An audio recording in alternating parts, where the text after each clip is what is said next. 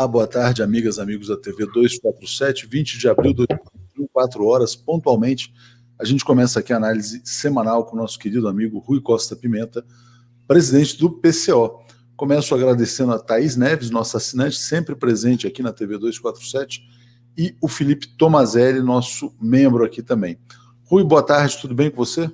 Boa tarde, tudo tranquilo, e você? Tudo em paz, seguindo aí na luta. Toda semana aqui, é importante a gente fazer esse balanço do que está acontecendo no Brasil e no mundo. Bom, hoje a gente vai falar de CPI, do resultado do Supremo, na verdade, que foi positivo para o ex-presidente Lula, o julgamento que se conclui também nessa semana com a suspeição do ex-juiz Sérgio Moro, e de coisas que estão acontecendo aí ao redor do mundo. Queria começar até pela agenda internacional sobre o pacote do governo Biden, um pacote que está sendo tratado como o fim do consenso de Washington, o fim do neoliberalismo, um pacote de natureza keynesiana aí de trilhões de dólares para reativar a economia dos Estados Unidos.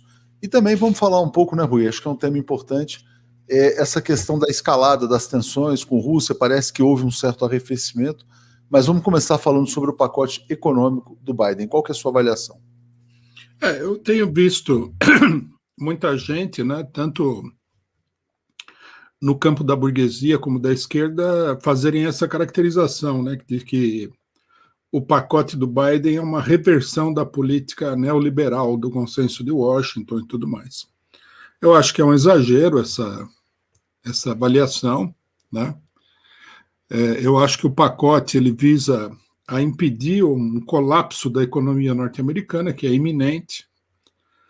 Eu vi uma notícia aí de que cerca de 200 mil empresas norte-americanas estavam à beira da falência, ou tinham já decretado falência e tudo mais. Eu acho que uma parte do pacote atende isso daí. Você vê que desse gasto de mais de 2 trilhões de dólares, uma parte é endereçada à população, né, que vai receber um cheque de $1.700. Não acho que isso aí seja uma política de reversão da economia. Acho que simplesmente a economia está numa situação emergencial, né, e o Biden está investindo aí. Um segundo motivo pelo qual ele investe, inclusive isso daí foi assinalado pelos próprios chineses, é que ele pretende impulsionar com esse investimento uma disputa comercial com a China. Quer dizer, ocupar um espaço econômico que os chineses estavam ocupando aí, né? Acho que esse fato aqui, inclusive, de um ponto de vista geral, até mais importante, né? Uma terceira questão que eu acho que a gente deve chamar a atenção é que esse dinheiro não... De onde vai sair esse dinheiro? Que não é pouco dinheiro, né? Isso daí vai ser um gasto, né, do governo norte-americano que vai ser pago pelo mundo inteiro. Tem esse pequeno problema, porque uma coisa que muita gente não se dá conta é que os norte-americanos dominam a moeda internacional, que é o dólar, que é a moeda nacional norte-americana. Quando eles imprimem dinheiro, quando eles se endividam como Estado, né, essa conta passa para as mãos de todos aqueles que estão... que são possuidores da moeda norte-americana. Quer dizer, na realidade é assim, por exemplo, o Brasil, a China, que tem os muitos detentores títulos de reservas em dólar, né? Todos os países que acumularam reservas em dólar vão estar financiando de alguma maneira essa expansão monetária dos Estados Unidos, né? Exatamente. Nós vamos pagar aí para eles resolverem um problema sério que eles estão tendo. E um dos motivos pelos quais os chineses estão protestando é isso, porque esse não é o único motivo, mas um dos motivos é que esse gasto vai desvalorizar os títulos que estão na mão dos chineses, né? Evidentemente. Agora, pode diga. falar. Não, eu ia só fazer um contraponto, Rui, porque eu já vi, por exemplo, comentários na China de que os Estados Unidos não teriam condição de financiar esse mega plano de infraestrutura. Eu vi protestos nessa direção também, de que eles não teriam os recursos para isso. A gente percebe a economia chinesa crescendo muito, né? O primeiro trimestre foi 18%, e aliás chega a ser espantoso, né? Quer dizer, como é que o Brasil não consegue crescer num mundo que está se recuperando aparentemente numa velocidade muito alta, né? Quando a China coloca, os Estados Unidos talvez não tenham condição de financiar esse plano, faz sentido essa crítica feita pelos chineses ou não? Não, não faz sentido. O que a gente pode saber também, eu não sei exatamente o que eles querem dizer com isso, mas dito assim, de forma direta, me parece um pouco sem sentido. Porque os norte-americanos, como detentores da moeda internacional, eles manipulam essa moeda. Eles podem imprimir esse dinheiro. O que significa que, se eles imprimirem $1 trilhão, eles vão provocar, ao mesmo tempo, uma desvalorização do dólar em relação a quem tem o dólar em mãos, né? Quer dizer, é meio que um calote da dívida, já foi feito isso. Na década de 60 ou 70, se não me engano, o governo Nixon quebrou o pacto, né, de Bretton Woods, que foi o pacto que foi feito depois da Segunda Guerra Mundial, onde se garantia que o dólar seria moeda automaticamente, diretamente intercambiável por ouro, né? Quer dizer, os norte-americanos garantiam o lastro, né, metálico da moeda e garantiam o preço por uma determinada quantidade de ouro daquela moeda. O governo Nixon quebrou esse pacto, tornou o dólar não cambiável, né, por ouro, e desvalorizou o dólar, o que significou um calote no dinheiro contra os detentores da moeda norte-americana, que é como se eles tivessem aí. Você ter um dólar em casa é como se você tivesse uma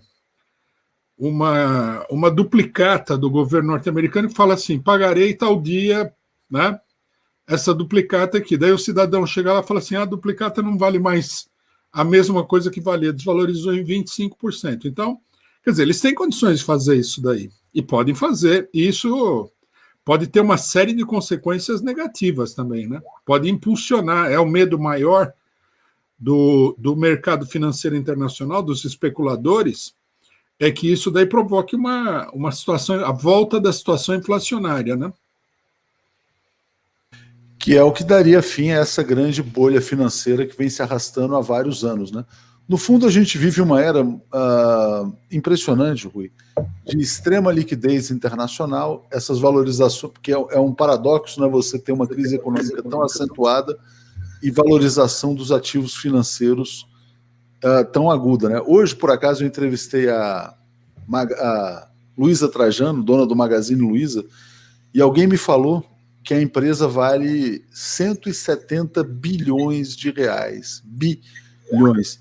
Aí ela falou, não vale mais isso não, mas olha, a gente penou muito, porque quando a gente lançou ações valiam 300 milhões. Tá, tudo bem, 300 milhões. Então, se sobe de 300 para 1 bilhão, ok, 2, 3, 4, mas 170, né, significa que tem alguma coisa muito estranha acontecendo. Né? Não sei se você concorda com essa tese de que o mundo vive uma mega bolha financeira especulativa, que isso em algum momento vai ter que cessar, né?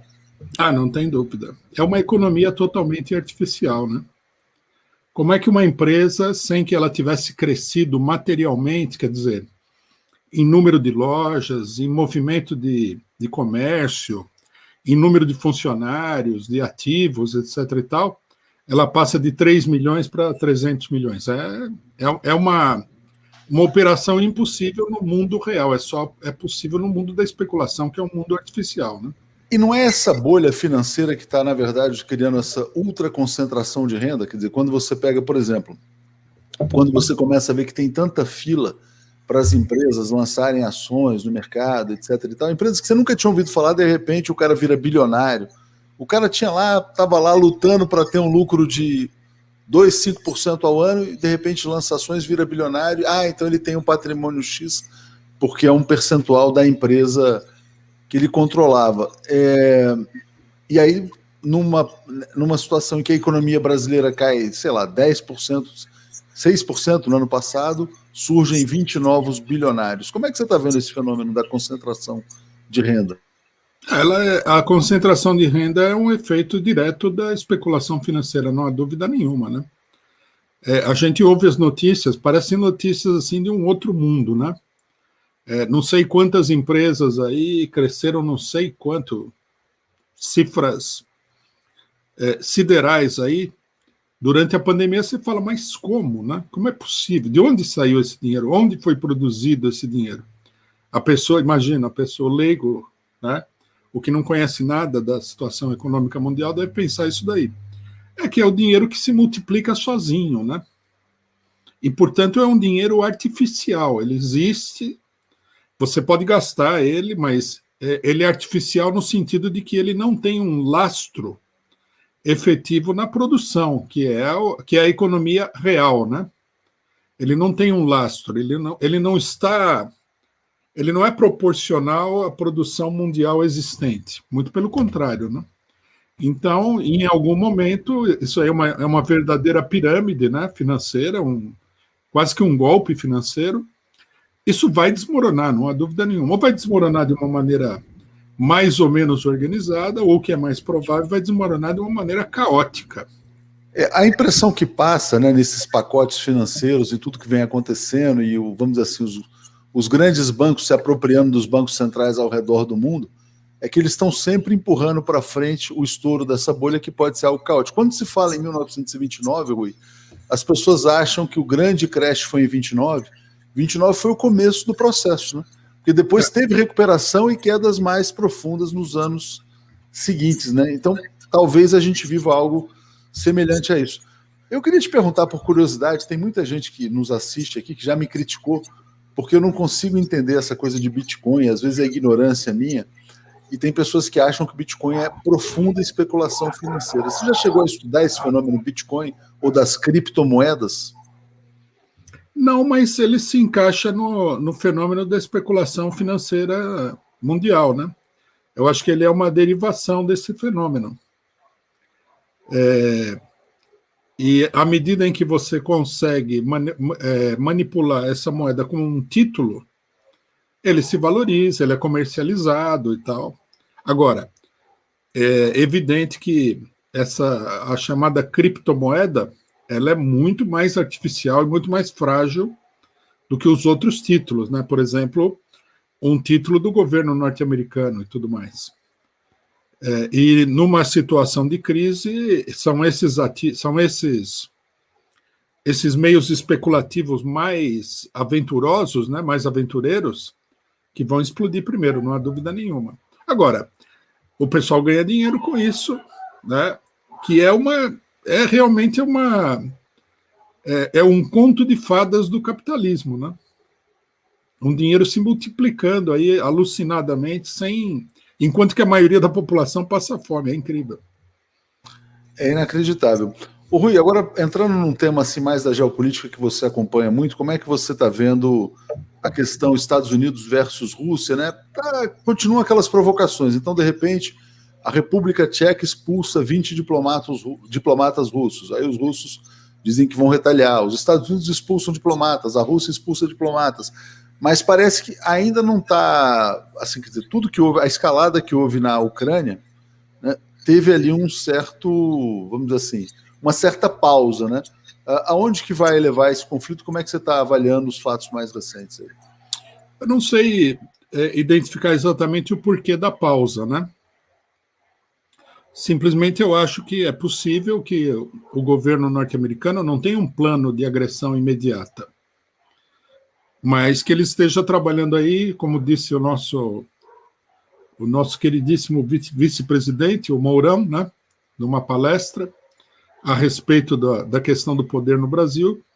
Eles estão trabalhando por meio de aproximações sucessivas, né? Fazem um movimento, analisam a reação, desenvolvem esse movimento, recuam um pouco e avança, né? Dá um pouco essa impressão. Finalmente, os Estados Unidos, nós já falamos disso daqui na terça-feira, tem muitos problemas, né? As revoltas locais não pararam, né? O país continua numa situação explosiva. Logicamente que o plano Biden visa conter essa explosão social que está em marcha, né? Se desenvolve nos Estados Unidos, não é que ela vai acontecer, ela está se desenvolvendo, né? Então eles precisam botar ordem na casa para poder ter uma ação mais audaciosa em relação à Rússia, à China e tudo mais. Bom, o plano aparentemente é uma declaração, o plano Biden foi entendido pelos chineses como uma declaração de guerra, né? Então, nesse sentido, eles estão avançando, mas não é uma operação militar, é uma operação financeira, diferente. Outra coisa interessante é o Afeganistão. Aparentemente, os norte-americanos estão a ponto aí, ou estão considerando seriamente, de entregar os pontos no Afeganistão. Quer dizer, o Talibã teria vencido a guerra, né? Isso é uma coisa que chama atenção, porque não há nada que diga que os norte-americanos não possam ficar indefinidamente no Afeganistão, até porque eles têm ajuda através da OTAN de vários países europeus. Então poderia se manter lá, sustentar o governo e tudo mais. O que eles devem estar considerando é que eles precisam de uma reorganização das prioridades, né? Isso indicaria a questão da Rússia, indicaria a questão da China, do Irã e tudo mais, né? É possível até que se faça uma manobra política da parte dos Estados Unidos no sentido de ganhar uma posição mais favorável junto à população geral do Oriente Médio, né? Questões como, por exemplo, a Palestina, o Afeganistão, o Iêmen, né, são muito impopulares. Elas levantam toda uma crise, né? O que os norte-americanos chamam de terrorismo, que é uma reação desses países profundamente massacrados, é resultado disso daí. Então, é possível que eles estejam numa vasta operação de reorganização de forças, né? O Rui, tem muita gente aqui perguntando sobre temas da agenda nacional, só avisar que a gente já vai passar, muita gente querendo ouvir sua opinião sobre CPI da pandemia também, mas antes eu vou ler o comentário do Alan Patrick dizendo: a única utilidade do Bitcoin no mundo real é a evasão de divisas de países que têm controle de câmbio. E o Fábio Pique pergunta assim: e quando não tiver mais diplomata para expulsar? Queria te perguntar assim, quer dizer, eu falei ontem com o Celso Amorim e ele falou assim, quer dizer, falando sobre a política externa do governo Biden, muita decepção em relação a isso. Praticamente a América Latina não existe para os Estados Unidos, mas eu queria ouvir a sua opinião sobre a política externa dos Estados Unidos. O que você sente nesses primeiros meses? Se é uma continuação da política do Trump, piorada, melhorada, mais soft, mais pesada? Qual que é a sua leitura? Não, na verdade é uma retomada da política do Obama, né? Que era muito mais agressiva do que a do Trump. Muito mais, infinitamente mais. É uma retomada ampliada, né? Só que, logicamente, que os norte-americanos estão vendo, né? Isso me parece bastante óbvio na movimentação do próprio governo norte-americano. Eles estão vendo o problema de um ponto de vista mais geral. E eu acho que eles estão agindo em várias frentes ao mesmo tempo, né? O plano econômico, o negócio da Rússia, o que está acontecendo na América Latina. Eles não estão ignorando a América Latina de forma nenhuma, eles estão atuando aqui, né? Eles estão trabalhando muito seriamente, na minha opinião, na América Latina para reorganizar as peças do tabuleiro político, ter um controle aqui, né? Acho que é enganosa a ideia de que eles não estão preocupados com a América Latina. Eu acho que eles estão desenvolvendo um plano de grande alcance, né?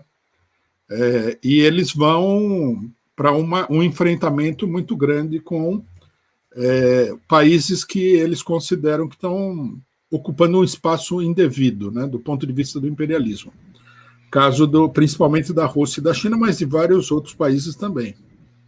Então, eu acho que nós temos que aguardar, não está clara ainda toda a envergadura do plano norte-americano, nós não podemos subestimar isso daí, né? Estão de volta no governo os estrategistas da política internacional de dominação mundial e tudo mais.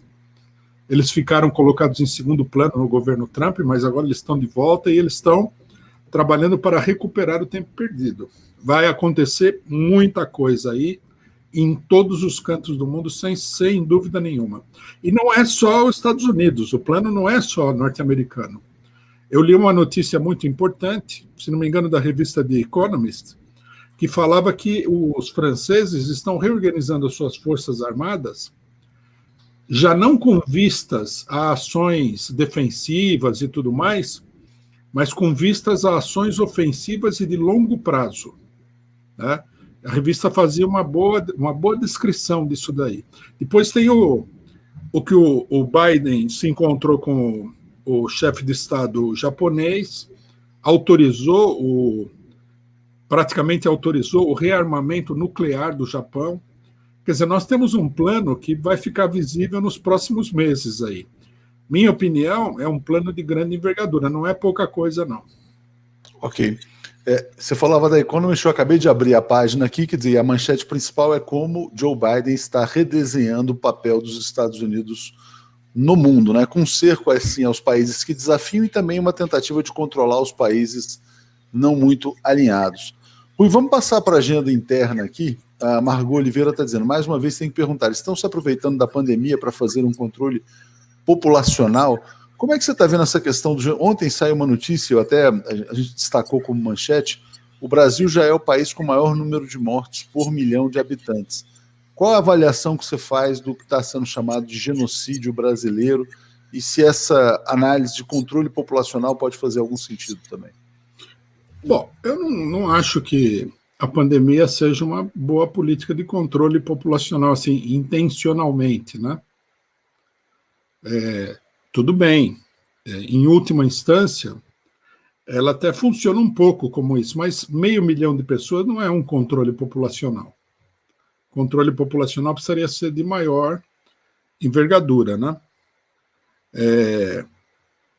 Eu acho que o que está em pauta aqui é uma política mais simples, né? mais corriqueira do Estado Nacional Brasileiro, do regime político que nós vivemos, que é que a classe trabalhadora, a população pobre brasileira, ela é uma população, na opinião da classe dominante, descartável. Se você tem 50 milhões de brasileiros morrendo de fome, nós tínhamos essa situação no governo FHC, o governo não ligava, ele não fazia nada, né? Aí vinham os bem-intencionados, mas, na minha opinião, muito equivocados, fazer uma campanha de recolhimento de alimentos, que não resolve o problema da fome de 50 milhões de pessoas, nem por acaso.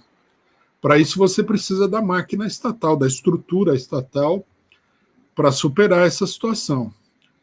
Mas o governo não ligava. Quer dizer, você é pobre, a sua vida não tem importância para mim. Nunca teve, na verdade, né? Não sei de onde o pessoal tira também a ideia de que a atitude é uma atitude nova. Né? O povo brasileiro sempre foi descartável para a classe dominante brasileira, sem dúvida nenhuma. Agora, o que eu acho é que a pandemia ela colocou em evidência a falência do regime político. Quer dizer, é um regime político incapaz de lidar com uma pandemia. Você veja que todo dia você vê a notícia de que está faltando remédio. Ontem eu vi a notícia de que estava faltando remédio para manter as pessoas sedadas enquanto elas estavam entubadas. Aí o cidadão acordava no meio da intubação. Uma coisa inacreditável. O colapso, a incompetência, a falta de interesse, né? Não adianta botar a culpa só no Bolsonaro. O Bolsonaro, sem dúvida, é um criminoso mesmo. Mas não é só ele, é toda a classe dominante brasileira. Em um ano, né, os governos estaduais, os governos municipais não tiveram condições de adquirir o equipamento necessário para atender uma emergência dessa em um ano. O que eles ficaram fazendo esse um ano? Nada. Não há nada. Eu vou te falar, já mencionei isso aqui, mas vou falar porque é muito curioso. Eu estou lendo um livro que é sobre uma peste que aconteceu na Inglaterra no século XVII, escrito pelo grande escritor britânico Daniel Defoe. Chama-se O Diário do Ano da Peste. Aí, ontem ou anteontem, eu li a parte em que o governo de Londres determina as medidas para suprimir a peste, para controlar a peste. Então, eles têm um catálogo de medidas enorme, né? Um deles diz o seguinte, que tem que ter um agente do governo em cada lugar, que esse agente tem que identificar as casas onde as pessoas estão contaminadas, tem que colocar um aviso na porta, nesse caso seria pintar uma cruz vermelha, né, na porta do cidadão, e estabelecer uma guarda para evitar que as pessoas entrassem e saíssem daquela casa. Aí o médico tinha um rol de medidas assim de mais de 20. Eu olhei e eu pensei assim, nós no Brasil, né, em pleno século XXI, nós temos menos medidas do poder público para superar a situação do que a Inglaterra do século XVII. Século XVII. Isso que você fala aqui, Rui, bate muito com o comentário do Anísio Barreto. Ele fala: o que ocorreu com a Covid foi a falta de política, de ações do governo brasileiro. Simplesmente porque o presidente é inepto, totalmente despreparado para o cargo. Ô, Rui, qual a expectativa que você tem em relação a essa CPI? Alguma expectativa positiva de que possa emparedar o governo, vai dar em alguma coisa? Vão sair incriminados aí os Pazuello, os outros ministros que passaram pelo governo Bolsonaro? É possível que eles saiam incriminados, né? Mas nós temos que entender bem que a CPI ela é uma medida de tipo eleitoral, né? A CPI é o grande palanque para a criação do candidato científico e civilizatório. Você nota até, o companheiro que fez o comentário aqui, ele fala, nós temos um governo incompetente. Não é um só. Nós temos dezenas, milhares de governos incompetentes. O Bolsonaro, ele não só é incompetente, como ele é deliberadamente criminoso.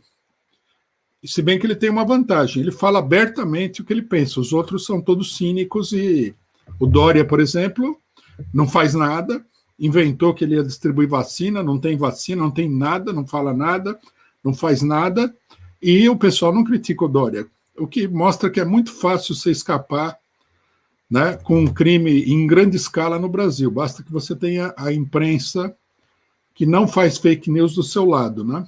Ela cria uma realidade particular. Então, é uma situação. A CPI ela vai procurar, vai ser uma briga entre as duas alas golpistas e as duas alas responsáveis pela crise que nós estamos atravessando aqui, pela não administração da pandemia, né? Isso aqui é uma não administração, não é uma má administração. Eles simplesmente deixaram o povo morrer. Botaram aí os hospitais, lógico que vai fechar o hospital para o povo não entrar, adquiriram uma ou outra coisinha aí, mas não dão conta de nada, é uma desgraça total, o povo está morrendo de fome. Vai ser a tribuna para tentar escolher aí quem é, se é o Luciano Huck, se é o Dória, se é o Ciro Gomes, etc e tal, Mandetta. Eu ia te perguntar se você não acha que o Mandetta é o mais provável, né, por ter sido ministro da Saúde, enfim. Não sei, né? Todos, no final das contas, são candidatos ruins. E, por exemplo, contra o Lula vai ser uma eleição muito estranha, né? Se o Lula for candidato. Vamos depois entrar no... isso. Perdão. Não, vamos entrar já no tema Lula. Só para responder aqui ao superchat aqui do amigo Rafael Lacerda, dizendo, se você puder responder de uma maneira breve para a gente já voltar para a agenda nacional, ele fala assim, direitos das mulheres ficam ameaçados com a saída dos Estados Unidos do Afeganistão? Alguma palavra sobre Príncipe Filipe e o seu livro que você está escrevendo? As mulheres no Afeganistão, com a presença dos Estados Unidos, não ganharam nenhum direito. Aquilo lá não é uma artimanha do Talibã. Existe toda uma cultura, existe um setor da população que se opõe às leis aí, obscurantistas da Sharia e tal, desse tipo de doutrina muçulmana mais radical, né? Mas uma parte da população segue isso daí. O governo não é contra, não é que onde está os Estados Unidos, aí você tem um governo liberal. É um pouco melhor do que o talibã que diz respeito aos direitos das mulheres. Se o Talibã tomar conta, sem dúvida nenhuma, ele vai impor a Sharia em todo o país, como já existia antes dos norte-americanos entrarem, não há dúvida nenhuma. Mas aí é que está, né? Nós temos que ver o que não dá. O mundo não é perfeito, nós temos que ver qual é Quais são as soluções que devem ser impulsionadas a qualquer momento? Eu prefiro os norte-americanos fora do Afeganistão. Prefiro o enfraquecimento do império. E o livro, Rui, que você vai lançar é sobre o quê? O livro é sobre a internet, né? Um tema muito atual. Nós fizemos uma pesquisa aí que determina, que lança uma certa luz, né, no que está acontecendo com a internet em todo esse processo político do suposto combate à extrema-direita, né? Nós mostramos que, no final das contas, as restrições na internet, elas não atingem efetivamente a direita, e elas atingem, no caso brasileiro particularmente, que é o que nos interessa mais de perto, atingem todos os órgãos progressistas. Todos, inclusive o 247. Né? Nós fizemos um levantamento aí de vários órgãos, né, com as estatísticas que estão disponíveis. Nós não temos acesso à estatística interna de nenhum dos órgãos, evidentemente. Né? Mas é muito claro que eles estabeleceram um tipo de controle da internet que, no frigir dos ovos, afeta efetivamente a esquerda, né? Esquerda que eu digo aqui é a esquerda geral, todo mundo que tem algum destaque que estava crescendo. O PCO, por exemplo, Causa Operária TV no YouTube estava crescendo muito, de repente parou, deu uma freada brusca. E nós constatamos que esse fenômeno, né, ele tem a mesma data e o mesmo impacto em todos os órgãos. Então, nós queremos abrir esse debate, que eu acho que é um debate muito importante, né, porque imprensa é uma questão vital para todo mundo. Escrevemos um pequeno livro, né, foi escrito a quatro mãos, se a gente pode dizer assim, né, tomando de emprestado a metáfora do piano. Escrevi eu com o meu filho, né, João Jorge, e nós estamos aí lançando esse livro no dia 23, com esses companheiros que estão aparecendo aí no... Muito legal. O debate, então, com Ismael Moraes, com Leandro Fortes, Eduardo Guimarães e o João, e você participando aqui. Tudo junto na internet. A era da censura das massas, né? Faz muito sentido tudo isso, né? A gente falou na época do cancelamento do Trump pelas redes sociais, por mais que, vamos dizer assim, o nosso público seja majoritariamente anti-Trump, foi uma medida violenta, né, questionada por muitas pessoas. E depois veio o cancelamento do Nicolás Maduro, de muitas pessoas. Então, eles vão conformando, de alguma maneira, a opinião pública permitida, né? Por exemplo, eu acho que se não fossem as medidas tomadas, por exemplo, um canal como 247 hoje seria 4 ou 5 vezes maior do que é. Estaria competindo aí com grandes veículos, né? Existe uma comparação lá entre o 247 e a Rádio Jovem Pan, que tem um YouTube também. Mostra que havia uma aproximação e, de repente, né, devido às medidas tomadas a isso. Quer dizer, o prejuízo é muito grande para toda a população progressista, democrática, socialista, para os trabalhadores, muito grande.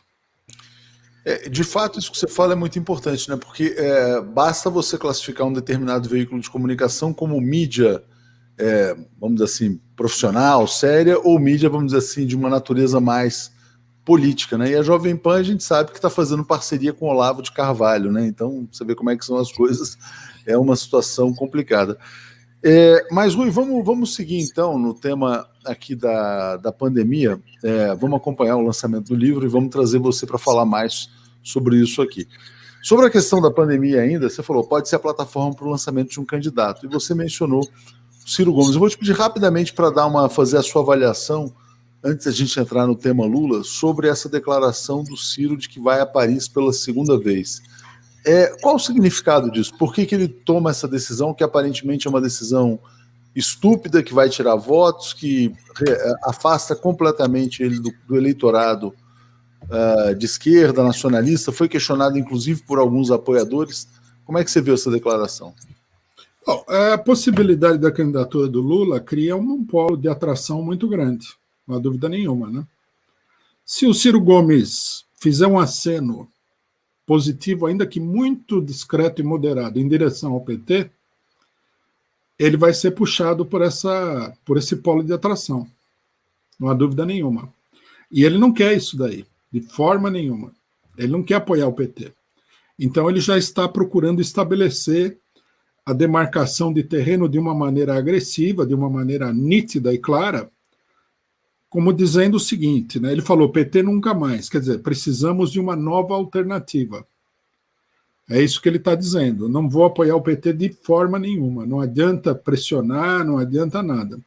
Ele está procurando com isso preservar o seu terreno próprio, particular, o que indica que ele se coloca nesse terreno do chamado centro, né? Que é a direita. Ele vai sair candidato de qualquer jeito, porque mesmo que haja um outro candidato do centro, a função dele primordial na eleição é tirar voto do PT, dividir o voto do PT. Então, isso coloca uma coisa interessante, Rui, se a função dele primordial é essa, não necessariamente ganhar, porque algumas pessoas falam assim, e a gente estava discutindo isso no fim de semana, não, mas ele é um cara muito inteligente, essa posição é uma postura burra, não dá para entender como é que um cara tão inteligente faz isso. Né?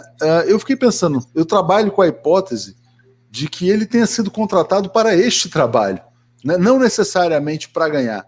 Então, não sei se ele tem patrocinadores ou não para o projeto político dele, mas o que as elites esperam dele é que ele cumpra esse papel, e ele está desempenhando de uma maneira racional e lógica, né? Para ser candidato do bloco dominante, ele precisa mostrar a sua fidelidade, a sua lealdade a esse bloco, né? Ao competir sistematicamente com o PT, ele está mostrando isso daí. Mesmo concorrendo para perder, como ele fez na última eleição. Ele sabia na última eleição que ele não tinha a menor possibilidade de ganhar. Ele concorreu simplesmente para tirar votos do PT. Né? O próprio PT chegou a convidá-lo para discutir, ele não quis saber. A função dele era essa. Então ele está cumprindo uma função, ele está, melhor dizendo até, ele está cumprindo uma tarefa para esse bloco. E ao cumprir essa tarefa, o bloco fala, não, essa é uma pessoa de confiança. Ao cumprir esse papel também, ele abre a possibilidade de ele ser, eventualmente, nessa eleição ou numa próxima, o candidato do bloco, né? Porque ele mostra, em acontecimentos importantes, a sua lealdade à política do bloco dominante. Ou seja, então ele está cumprindo uma tarefa da direita, mesmo assumindo um discurso nacionalista da direita. Não, sem dúvida. É um acordo explícito que eles têm. Isso aí não pode haver dúvida nenhuma. O discurso é a fachada, né? O discurso é a fachada.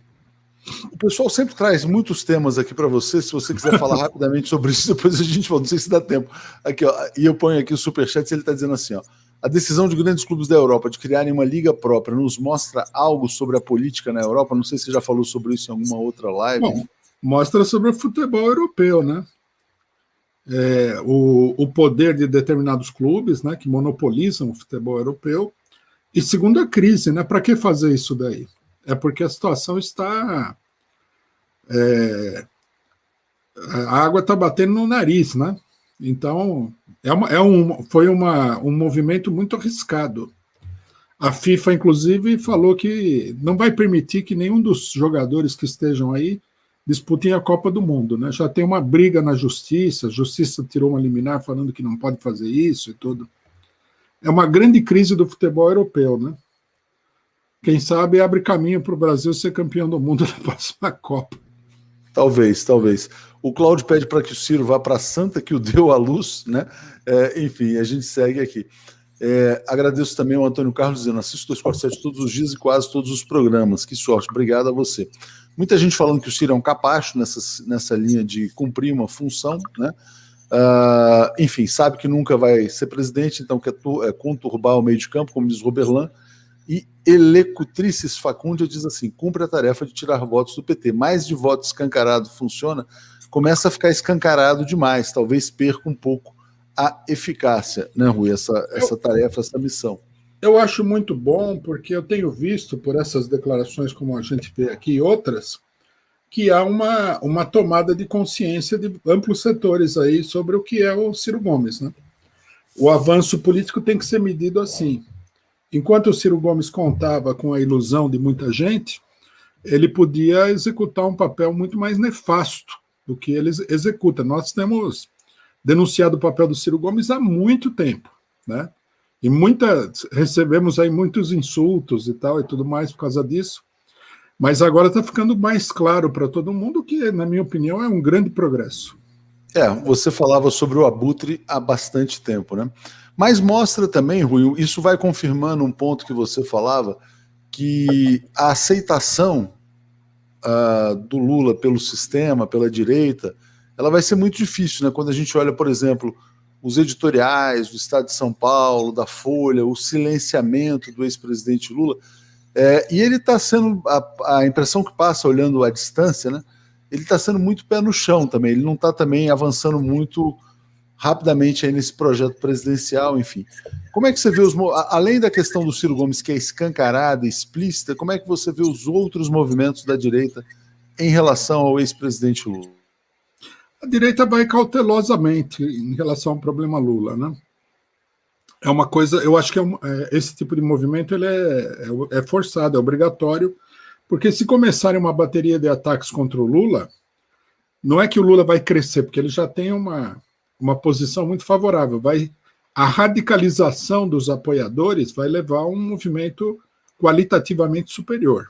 Então, eles vão devagar. Agora, independentemente disso, o posicionamento da burguesia é muito claro.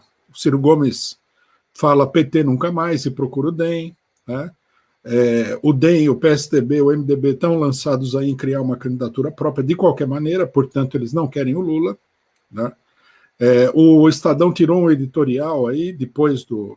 O Estadão é um jornal aquele jornal que marca a posição da burguesia, né? De um ponto de vista assim mais concreto. Falou que o Lula é tenebroso, voltou com todo aquele negócio da época da campanha anticomunista que levantou o Bolsonaro, né? É um ladrão, é um mistificador, uma coisa... Dá a impressão assim de que o Lula, eles falam de uma maneira tal que mostra que eles preferem mesmo o Bolsonaro, porque eles falam que o PT destruiu o Brasil, mas não falam que o Bolsonaro destruiu o Brasil. Quem destruiu o Brasil foi o governo PT, né? Quer dizer, eles não querem. O PT não vai contar com o apoio da burguesia nessa eleição. Tem que se preparar para um enfrentamento, tem que chamar o povo, eu acho.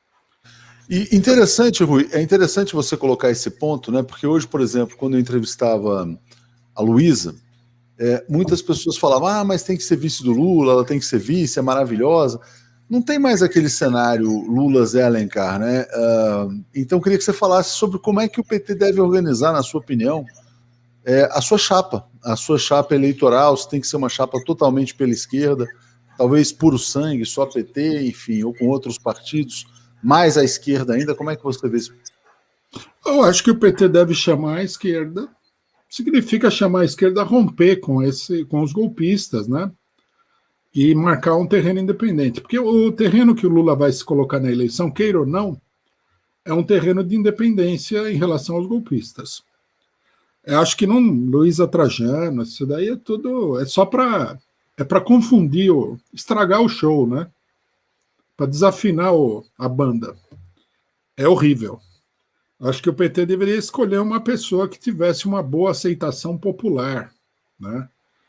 E o PT deveria voltar à sua campanha. O PT, eu acho que toda a esquerda deveria apoiar a candidatura do Lula nessas condições que nós estamos vivendo aqui, e deveria voltar a campanha para a mobilização popular. Tem que ir aos sindicatos, tem que ir às categorias mais exploradas de trabalhadores, como são, por exemplo, esses entregadores de comida, né? São milhares e milhares em todas as cidades, são um pessoal super explorado, tem que ir a essa gente, tem que ir aos terceirizados nas empresas, aos trabalhadores sindicalizados também, tem que ir ao campo, né? Tem que falar com os sem terra, tem que falar com os famintos, aí tem que mostrar um programa positivo para resolver os problemas da população, que são problemas, nessa altura dos acontecimentos, são problemas de vida ou morte. Não é um problema, não é assim, vamos melhorar de vida, nós temos que sobreviver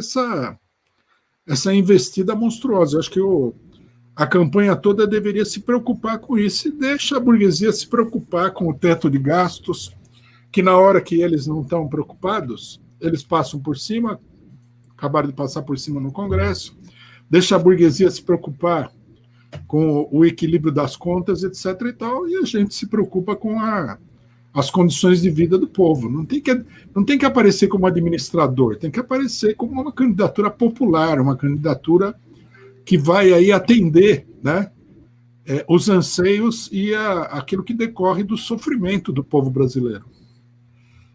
Legal. Rovai, deixa eu agradecer aqui a Albetiza Moreira, está dizendo, são superchats aqui, desculpa, Rui. Está dizendo, senhora Nagli não é caduca, está dando a senha para as milícias bolsonaristas, eu queria falar sobre isso também. Está dizendo, a CPI de Araque virou pó após o rateio do orçamento pelos ratos, rodízio de pizza.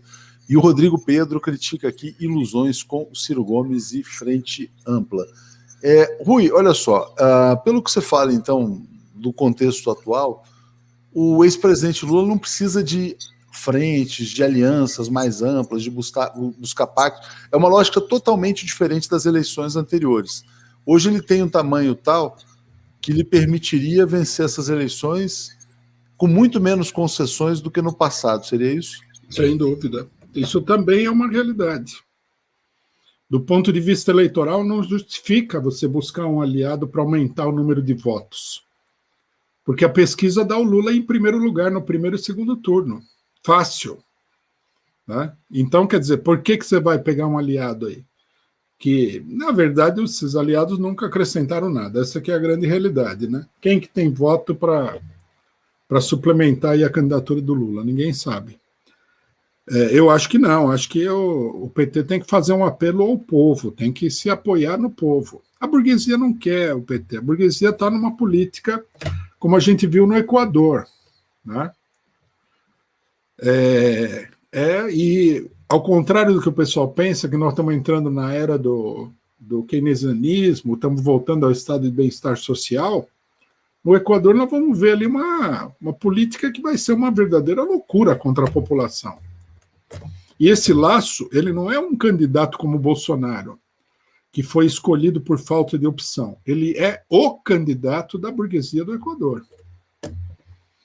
Podemos observar que nós vamos ver para onde vai. E se ganhar a Fujimori, a Keiko Fujimori no Peru, nós vamos ver mais ainda para onde vai a coisa. Então, acho que a gente tem que deixar de lado essas ilusões, enfrentar a realidade e travar uma batalha aqui pela sobrevivência do povo. Nós estamos no meio de um golpe, o pessoal quer estabelecer um regime ditatorial, não tem essa ideia de harmonia, de paz social. Tudo isso daí é uma grande confusão, uma grande ilusão. É um cenário de radicalização, né? O Marcos pergunta assim, como convencer o uberizado que acredita ser empreendedor, embora seja semi-escravo, a votar no Lula, né? Porque, na verdade, houve também essa lavagem ideológica. Mas muitas pessoas querem que você fale sobre o Pedro Bial aqui. Tem muitos comentários também sobre essa ideia de tentar carimbar no Lula a ideia de não, é um mentiroso, precisa de polir, porque parece que são... Às vezes tem comentários que parecem ser meio aleatórios, mas podem fazer parte de uma estratégia. Tem muitas pessoas também falando sobre a Leda Nagli, né? Que solta essa fake news de que haveria um plano para assassinar Jair Bolsonaro, como se já houvesse assim, até uma ideia de uma facada preventiva, né, que algumas pessoas estão dizendo. Então, se você quiser falar sobre essa pergunta do Marcos e também essas questões de Bial, Leda Nagli, as fake news que virão, enfim. Essa questão de convencer o uberizado não tem dificuldade nenhuma. Precisa... Se você tem um movimento, existe um movimento do pessoal, existe esse movimento. Eles fizeram greve, inclusive. Você levanta as reivindicações, a pessoa vai se identificar com elas. Ninguém que trabalha aí entregando coisa de bicicleta acredita que é um empresário, de fato. Ele pode até ter um pouco essa ideia besta, mas é uma ideia frágil. Ele não só não é empresário, como ele é um proletariado assim, ultra... Tá abaixo do rodapé da sociedade, está no porão da casa. Né? No rodapé está o proletariado normal, que trabalha em fábrica, ele está no porão. Não é difícil dele tomar consciência desde que haja uma luta. O discurso ideológico não vai resolver. É preciso levantar as reivindicações, pedir direitos trabalhistas, para esse pessoal. Bom, o Bial é um desclassificado, né? Isso aí não há novidade nenhuma no que ele fez. Esse é o papel da Globo desde sempre, né? O que eu acho que é interessante é que tira um pouco essa ideia de que a burguesia estaria favorável à volta do Lula, né? Quando o cidadão fala essas coisas, que é uma barbaridade, né? O tipo de ataque pessoal baixo, rasteiro que ele fez, mostra que é uma amostra grátis do que vai ser a campanha eleitoral. Imagina o Bial na campanha eleitoral. Vai ser uma loucura, não é? E a Leda Nagli, não chega a ser ainda mais perigoso, quer dizer, quando fica soltando fake news deliberadamente, porque não dá para dizer que foi ingênua, não sabia, porque é uma coisa tão absurda, né? Que, enfim, para uma pessoa que se diz jornalista com tanta bagagem, com tanta experiência, é muito estranho. Pois é, essa Leda Nagli era bem reacionária, já faz tempo que ela está alinhada com a extrema-direita, né? Ela tem um programa de entrevistas que eu vi uma ou outra vez na vida, mas é tudo uma coisa muito direitista. Eu acho que essas notícias sensacionalistas, inventadas, isso aí é um método da extrema-direita, né? É um método com o qual a extrema-direita compete com as mentiras muito mais sofisticadas da imprensa tradicional, né? São dois tipos de mentirosos diferentes. E eu ouso dizer que os piores mentirosos são os outros, né? Porque Leda Nagli perto da Globo não é um piolho perto de um elefante, né? Ou pior. É interessante, né? Parece que há uma disputa ali pelo domínio das fake news, né? Das mentiras, né? Na verdade. Na realidade, os grandes meios de comunicação eles já não mentem mais assim no sentido que a Leda Nagli fez. Eles já criam uma realidade particular, né? Quer dizer, não é fake news. Eu falei isso daí num outro debate que eu fiz. É uma fake reality. É uma realidade falsa. É por isso que eles chamam lá o negócio que eles fazem de Brasil paralelo. É um universo paralelo. E aí eles trazem as pessoas para uma outra realidade. Né? Imprensa é um problema, né? No livro que nós estamos lançando, a gente trata bastante desse. Embora o livro seja pequeno, há uma série de conclusões sobre o problema da censura, da imprensa, o papel da imprensa, o papel das redes sociais, que é uma coisa muito mal compreendida, né? Muita gente tem natural, né? Na sociedade que a gente vive, tem uma ilusão muito grande na imprensa. É uma máquina de mentir de maneira sistemática, né? Eu me lembro, uma vez, quando eu ainda era estudante, em 79, eu era estudante de jornalismo, né? Eu estava andando de ônibus ali na Teodoro Sampaio e estava tendo a greve dos jornalistas, né? Primeira e acho que única greve de jornalistas que teve em 79. E aí alguém que estava na greve escreveu assim na parede, né?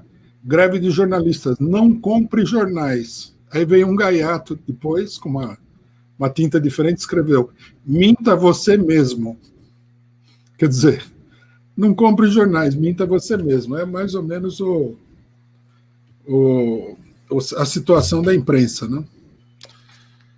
Acaba de chegar uma notícia aqui, Rui, eu estava vendo agora, estava acompanhando também o Twitter, de que o governo Bolsonaro abriu uma negociação para comprar 100 milhões de doses da Pfizer. Né? E a gente também vai ter agora a cúpula do clima, em que o Brasil vai sendo meio que isolado, tal, como grande vilão ambiental, uma pressão muito grande para que o governo Biden não faça um acordo com o Bolsonaro e o Brasil fique carimbado como esse vilão. Né? Ao comprar as vacinas da Pfizer, né, o Brasil compraria, então, as vacinas de uma farmacêutica alinhada com o imperialismo, né, de certa maneira. E, ao mesmo tempo, o Brasil não compra as vacinas da Sputnik que os governadores do Nordeste já tinham anunciado. Como é que você vê esse movimento? E você falou na semana passada que Biden e Bolsonaro têm um caso secreto, né? Mais ou menos o seguinte. Eu queria avançar nesse ponto, porque o Bolsonaro é aquele cara que não dá para apertar a mão, ele é muito sujo, assim, quer dizer, para ser um aliado do Biden, que é limpinho, entre aspas, mas ao mesmo tempo agora o Bolsonaro vai lá, compra as vacinas da Pfizer. Como é que você vê esse caso secreto entre os dois personagens? Eu acho que está comprovando isso daí, né? Porque se o Bolsonaro fosse um inimigo do Biden, o governo Bolsonaro, né? Como o Trump, por exemplo. Tudo bem que o Trump também comprou a vacina da Pfizer, mas enfim. Ele poderia comprar a Sputnik, que é russa, né? Por que não? Falar, ó, vocês estão me enchendo o saco aqui em várias questões, eu vou comprar a vacina dos russos, mas não, eu compro da Pfizer, que é a pressão fundamental do mercado. É um caso secreto, mas não há crise nesse momento entre o Bolsonaro e o Biden. Só que é como você falou, né? O Bolsonaro tem uma reputação muito ruim para você ficar apertando a mão em público, tem que se encontrar na calada da noite. Ali você não pode levar para a festa, né? Você não pode levar para o restaurante, é mais ou menos isso. Tem que encontrar numa alcova, assim, a meia luz e tal. É de má reputação. Má reputação, exatamente. Não pode ser visto em público. Vamos ver na questão do clima como é que eles se entendem, né? Entendendo, logicamente, que esse negócio do clima não é que todo mundo é bonzinho e o Bolsonaro é ruim. É todo mundo ruim e o Bolsonaro também, né? Cada um com a sua posição. Os Estados Unidos é uma farsa total. O Biden agora foi eleito defensor do meio ambiente, sendo que os Estados Unidos é o grande vilão internacional na questão da emissão de carbono e tal. Todo mundo sabe disso. Mas, enfim, é o jogo, né? O espaço para falar a verdade, né, no jornalismo ele é muito limitado. A Maria Lúcia Sampaio está dizendo, será que Lida Nagli não está senil? Lembra? O filho teve que interferir quando teve Covid. E Deza aqui está dizendo, fake reality é Folha, Globo, Estadão darem a mesma manchete sobre o PT no mesmo dia, no mesmo horário. Rui, a gente estava com uma manchete agora há pouco, que era esse negócio, né? Greta, Leonardo DiCaprio, todos esses com essa pressão contra o Bolsonaro, né? Como é que você acha que vai ser essa encenação, então, do Brasil como vilão internacional, esses defensores do meio ambiente que aparecem a cada 6 meses? Enfim, qual que é a sua leitura sobre esse fenômeno? Bom, aí é um fenômeno muito complexo, né? Valeria todo um debate pegando cada uma das coisas. Nós temos que levar em consideração que, como tudo no mundo capitalista, isso aí não tem nada de idealismo e passa por uma extensa corrente de negócios e tudo mais. Quem não leva isso em consideração vai ser totalmente iludido com a coisa. Muito dinheiro envolvido nessas negociações aí. Os europeus, inclusive, querem forçar todo mundo, porque eles têm condições de vender o produto verde, né? E eles pressionam os países atrasados nas relações comerciais. Depois nós temos a tentativa de ingerência nos países. O Brasil é o principal alvo, com a questão da Amazônia, né? Tudo quanto é país quer dar pitaco no que o brasileiro tem que fazer com a Amazônia, como se a Amazônia fosse uma coisa, como se a gente pudesse dar pitaco no que acontece com a França, com a Itália, com Portugal, com a Espanha, com a Alemanha. Nós não damos pitaco em nada lá. E eles já não preservam nada também e tudo mais. Mas todo mundo quer meter a mão na Amazônia. Supostamente é pelo bem da humanidade. Eu suspeito que é muito mais pelas riquezas que tem na Amazônia, né? Petróleo na bacia amazônica e tudo mais. Isso daí já foi, inclusive, colocado. Então, é um problema político de grande envergadura, né? Sendo que ninguém vai resolver o problema do clima no regime capitalista. Tem esse pequeno detalhe também. Com esse investimento de 1 trilhão, o Biden vai jogar muito mais carbono na atmosfera do que a gente está vendo hoje. Então, a negociação é todo um jogo de esconde-esconde, né? Às vezes parece, Rui, que você tem uma guerra dos lobbies, né? Então você tem um governo republicano que é movido pelo lobby do petróleo, depois você tem um outro governo que é movido pelo lobby da energia limpa, né? E assim, quer dizer que a democracia nos Estados Unidos está sempre à venda, né? Às vezes é um pouco essa a impressão que a gente passa a ter olhando de fora. Mas os norte-americanos não vão deixar escapar a supremacia que eles têm sobre o petróleo mundial, que é, digamos assim, é o principal vilão no que diz respeito ao meio ambiente, não é? E eles não vão, nenhuma cúpula do clima vai nem chegar na discussão disso daí. Agora, com certeza, nós vamos ver como é que está a posição do governo norte-americano em relação ao Bolsonaro na cúpula do clima. Eu não estou vendo que vai ser um ataque frontal. Acho que vai ser mais um pouquinho de pressão, negocia e tal. Um jogo de cena, né? É aquela coisa, é o namoro secreto, como você fala. Rui, eu acho que é isso, quer dizer, a gente tem aqui 1 hora de programa, vamos voltar na próxima semana, e te passo por uma palavra final de algo aí que você acha que mereça ser destacado aí dessa conversa semanal nossa. Sim, uma coisinha que a gente não falou que é importante, né? A direita bolsonarista, através da deputada, como é o nome dela? Bia Kicis. Não, aquela outra, que era amiga da loira. Carla Zambelli. Carla Zambelli. Tá chamando teve a cara de pau de chamar um ato de 1º de maio no mesmo dia, no mesmo dia, lógico, no mesmo horário e local do ato que está sendo convocado por nós e vários setores da esquerda, né? Então nós estamos chamando o pessoal a reforçar. É o que já as centrais sindicais estão fazendo ato de 1º de maio com o Fernando Henrique Cardoso e o Dória. Já é uma barbaridade total. Agora, na rua, vai ser ocupado pela direita? Era só o que faltava. Então, eu queria chamar todo mundo aqui a participar do ato de 1º de maio, no dia 1º de maio, na Avenida Paulista, à tarde, às 14 horas, contra a direita. Agora, não é só a favor do povo, porque a situação é muito dramática e tudo, mas também para não deixar a direita ocupar esse espaço. Rui, aproveitando esse tema, eu queria até te perguntar, só dando uma pequena esticada aqui, saiu uma pesquisa na Folha de São Paulo, no domingo, dizendo que metade da classe média brasileira perdeu de 50% a 80% da sua renda, né? E 7% da classe média perdeu tudo. Aquele cara que era dono de um pequeno bar, de um pequeno restaurante, de uma lojinha, disso, daquilo, que não está aguentando tanto tempo de fechamento. Essa classe média em extinção, que está descendo para a pobreza, né? Na sua opinião, eles vão para o pensamento político de direita ou de extrema direita, ou vão para a esquerda, serão capturados? Quer dizer, qual que é a tendência política dessas pessoas que estão caindo num desespero total e absoluto, majoritariamente? Eles vão e eles podem ir para os dois lugares, né? Agora, a quantidade, quem vai lucrar mais vai depender da política da esquerda, né? O bolsonarismo chega lá e fala assim, por exemplo, o lema do 1º de maio não é um lema mal pensado, é o seguinte: queremos trabalhar, né? Da direita. É demagogia por quê? Porque não toca em todos os problemas. Quer trabalhar? Tudo bem. Todo mundo quer trabalhar, mas e a epidemia? Por que não pede o auxílio emergencial, por exemplo, ao governo? Quem está chamando é uma deputada da base governista. Pede o auxílio emergencial para o pessoal não falir, pede ajuda para esse pessoal que está perdendo seus negócios. A esquerda teria que ter uma atitude mais combativa. Não tem, fica atrelada na política do Dória, fica atrelada na política do PSDB, do DEM, etc. e tal. E aí o que acontece? Os bolsonaristas que têm uma política mais concreta, embora seja muito artificial, muito falsa, acabam ganhando esse setor de classe média.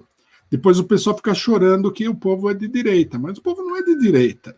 É uma luta política. Tem que travar a luta política defendendo o interesse do pessoal. Por exemplo, nós estamos chamando o 1º de maio justamente por isso. Tem que dar auxílio, tem que ter vacina e tudo mais. A nossa política não é lockdown, porque essa política de lockdown, embora ela seja um paliativo, um remédio parcial, ela não resolve mesmo a situação. Você precisa ter uma política muito mais ampla do que isso. Então precisa ir na rua, precisa pedir auxílio emergencial para todo mundo que está precisando, precisaria pedir auxílio para os negociantes que faliram, etc. e tal. Se não fizer isso daí, o pessoal vai para a direita mesmo. Depois, não adianta ficar no Facebook, é gado, o pessoal é tudo direitista, é classe média que pensa que é rico. Não adianta isso daí. O que define é a luta política. O Rui, aproveitando nisso, quer dizer, nessa questão de gado, né, e houve aquela votação surpreendente de Mamãe Falei, né, Arthur Mamãe Falei na eleição para prefeito de São Paulo. Antes aqui, a Albetiza Moreira está dizendo 1º de maio com PCO e fora FHC. Nesse contexto de desespero, de sentimentos de negação da política, você acha que uma candidatura presidencial do Danilo Gentili é perigosa ou não? Tem algum potencial? Não, aí concorreria com o Bolsonaro, né? Mas enfim, mas ele pode suplantar o Bolsonaro? Ele pode ser um novo Bolsonaro? Acho difícil. O Bolsonaro tem muito mais lastro social do que ele, né? Nós não podemos esquecer que o Bolsonaro tem muito apoio em todo o aparato de segurança, porque muitos anos ele se transformou no porta-voz dessa gente, diante também de uma esquerda que não tem política para esse negócio. Não tem política. Qual é a política? Né? O Bolsonaro, sim, ele é sindicalista das Forças Armadas, da polícia e tal. Você vê, ele ganhou, não porque ele fala abobrinha, besteira ideológica, terraplanismo e tudo mais. Ele ganhou na defesa do interesse. Ele defende mesmo o interesse dessa gente? Não. Mas ele dá a entender e tem propostas que indicam que ele defende o interesse. A política é uma luta de interesses. Não adianta você querer dominar moralmente a pessoa. Você tem que mostrar o resultado. Né? Você tem que falar, vou lutar por isso para você, que está precisando disso. Vou ler esse comentário aqui de Guilherme Valduga, dizendo, mesmo a Greta não sendo revolucionária, ela observou que jovens de 18 anos são vacinados no G7, enquanto o resto do mundo tem velhos doentes e sem vacina, né? Tem uma desigualdade brutal, tremenda. Cui, te agradeço muito, semana que vem voltaremos aí, eventualmente nessa semana, dependendo do rumo dos acontecimentos. A gente vai transmitir as sessões da CPI, então de vez em quando tiver um dia emocionante, a gente vai te chamar para comentar. Beleza. Também. Estou à disposição, Augusto. Valeu. Grande abraço a você e a todo mundo que nos acompanhou aqui nessa transmissão. Valeu.